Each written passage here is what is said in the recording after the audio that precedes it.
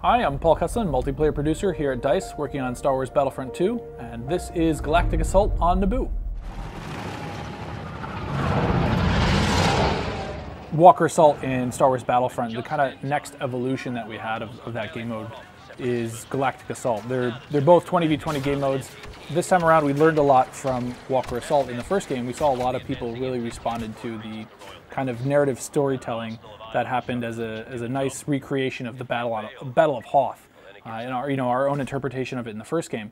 And we saw that players really responded to that scenario specifically, and we started thinking about how do we expand on that concept of these iconic battles that happen in places that people are familiar with, and give people a bit, again, of that kind of slight narrative context throughout a game mode.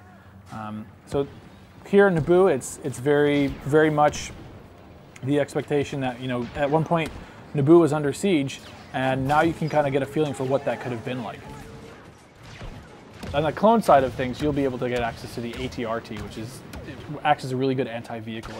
It's short, it's mobile, can move fairly quickly, but it's meant to try to take down that tank. So you can imagine squads of those trying to go battle against the tank. Through the battle point system, you'll be able to access these things just like you would the Wookiee Warrior or a B-2 Super Battle Droid. Or if you wanted to, expanding on vehicles, there are starfighters available that you can have on this map. So you can kind of have that trinity of air, ground, and then troopers as well. Naboo has a section where it's very open, so there's a lot more open air gameplay. And then when you get inside the palace, there's a lot more close quarter combat, and it's a lot more hectic there. But the intent is to not always be super intense everywhere, but have a good amount of intensity in all locations. So we'd prefer to not have meat grinders as much as possible. So some places will allow for that naturally due to going back to the Star Wars authenticity that we have in some of these places. That's just how they're built, because they're not built for combat, right?